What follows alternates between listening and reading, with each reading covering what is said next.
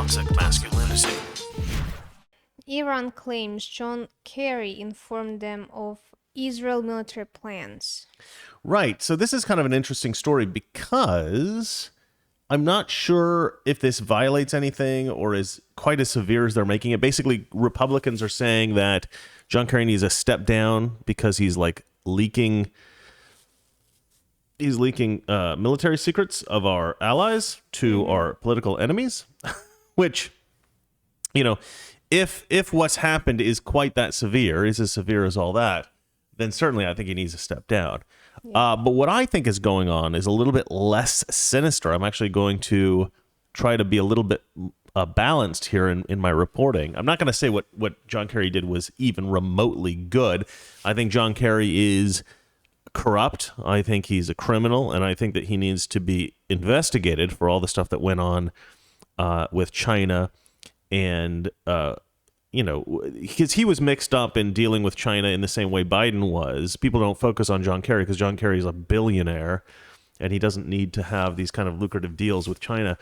But he was also dealing in a corrupt way. And I think, possibly is an accomplice to what Joe Biden was doing. But I do think he needs to be investigated. The man's old, very old, probably not as senile as Joe Biden, but he seems a little bit rickety at this point as well. But here's the problem with John Kerry.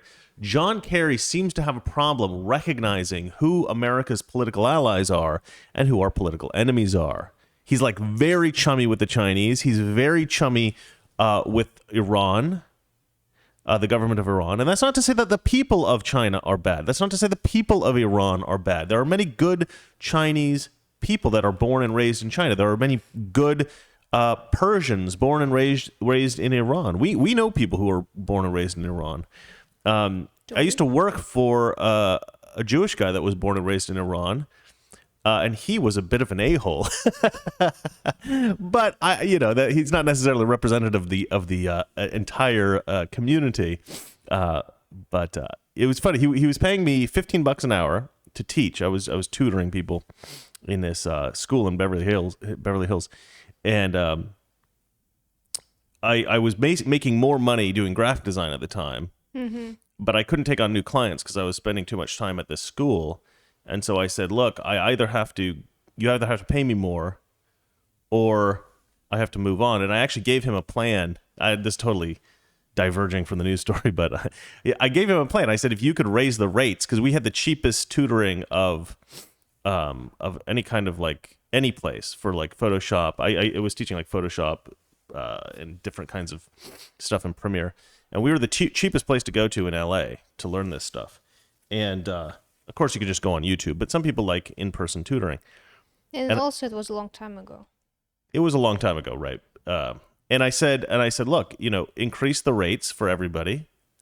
And he goes, no. The reason that we keep them low is so that people come. And I said, look, if you have them raised by like, a few bucks an hour, you're still going to be the lowest rates in this city, but then you can pay me $25 an hour instead of 15 and I won't have to leave. And he said, no, I'm not going to give you a raise. And I said, all right, I got to quit then. And he was so shocked. And I'm like, wow, why are you shocked? I literally just told you I'm going to quit unless you give me a raise. And then you said, I can't give you a raise. Like, what do you think is going to happen? He's like, I thought you were lying. Yeah.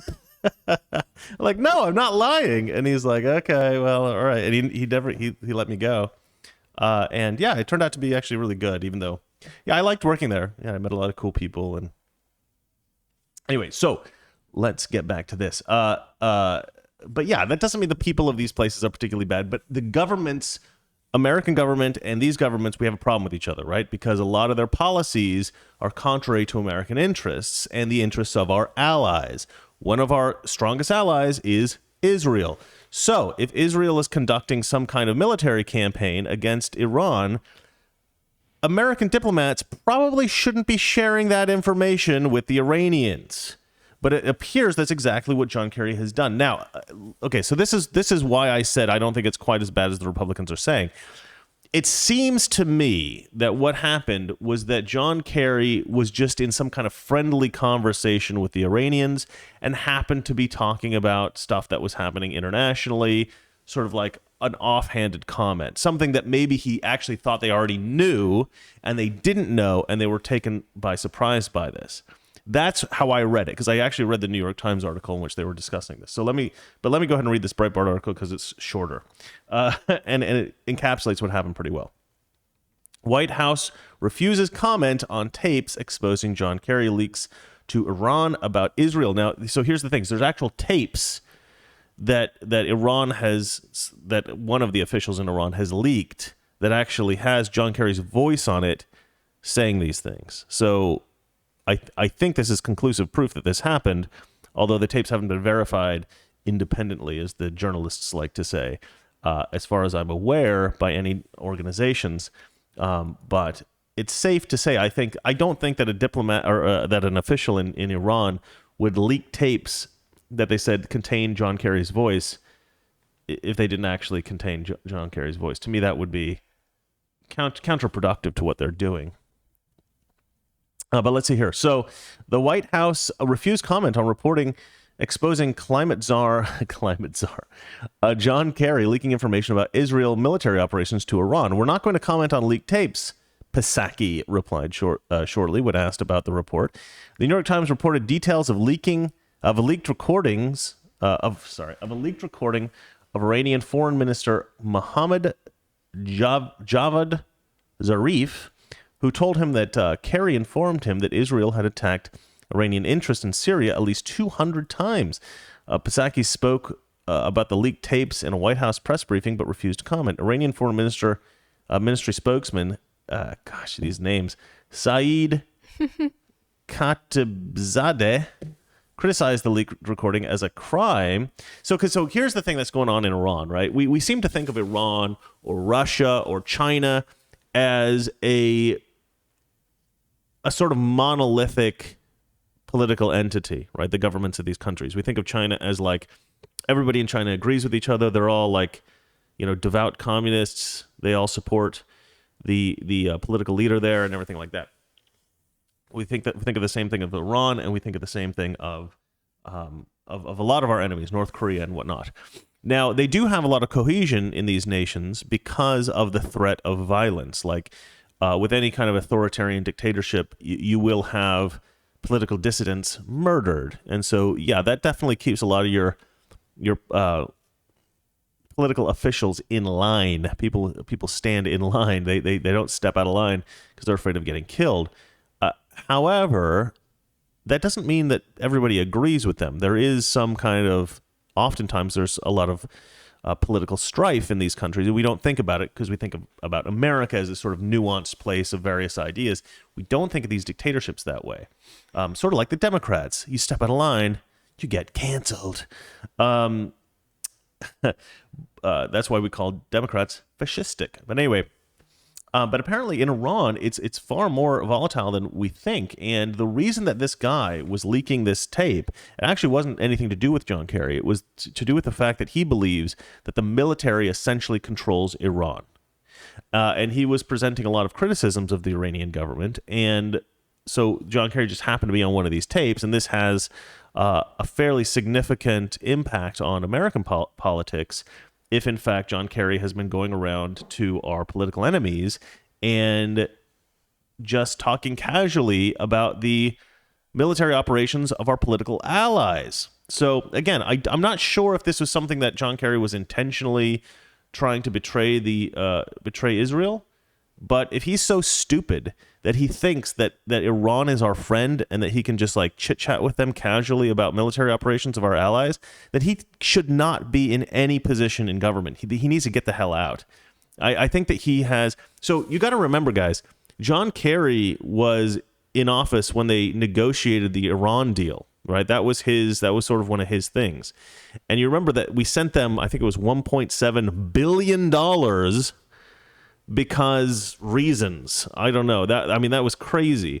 John Kerry is one of the worst politicians we've ever had negotiating on behalf of the United States government because he negotiates friendly deals with our enemies, sweetheart deals with our enemies, because he's a moron. The guy is politically inept. He's one of these people that gets elected because he has these extreme views that some people kind of agree with and think that he's, that he's got the right position, but he has no idea what he's doing. It's this old saying that, like, okay, so there's this concept that if you have experience in a field, then that means that you're more valuable in that field, right? Naturally. But just because you are experienced, that doesn't mean you're good at something, right? Like, somebody who has a natural ability at basketball can actually be better than somebody else who practices, 5 hours a day at basketball, but who has no natural ability. And that's true of all kinds of fields. And that's certainly true in politics. If you have a good instinct with politics and you're good at negotiation, somebody like Donald Trump, who doesn't have any experience in politics, was an amazing politician. He was an amazing leader. And somebody like John Kerry, who's basically spent his entire career in politics, absolutely dismal politician. But let's read the rest of this very short article here.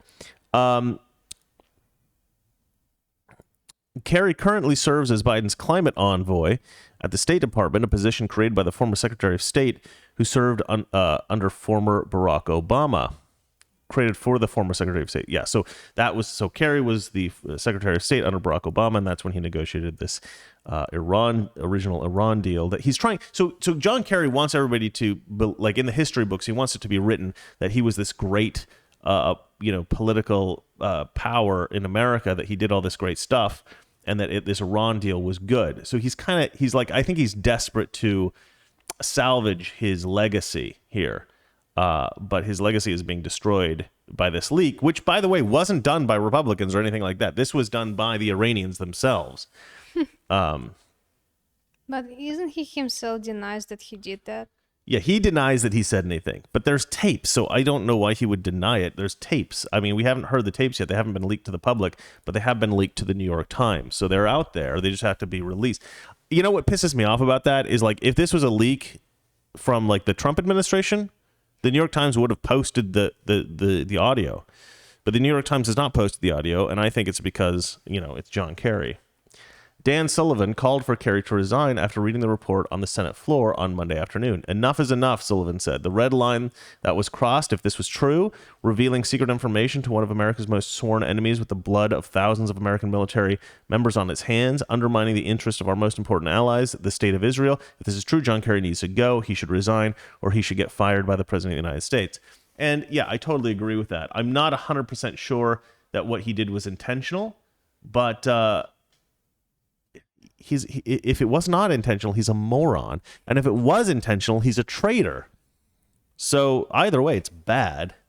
But anyway, that is that. Darling, Yeah. do you have anything to say about this? No, you don't. All right. Well, please go on to the next story. Okay, that's gonna be difficult. Rose McGowan? Rose McGowan. Yeah. McGavin. The Democrat Party is a cult. Yeah, so Rose McGowan, who is a Democrat, is now saying that the Democrat Party is a cult. And never mind the picture from the Associated Press here. That has nothing to do with it, obviously. Rose McGowan was raised in a cult, by the way. And basically, she's starting to recognize finally that the Democrat Party is a cult. Now, she also thinks that the Republican Party is a cult, and she thinks that we're all drinking the Kool-Aid of whatever political party we're in. Toxic Masculinity. Weekdays, 9 p.m. Eastern, 6 p.m. Pacific.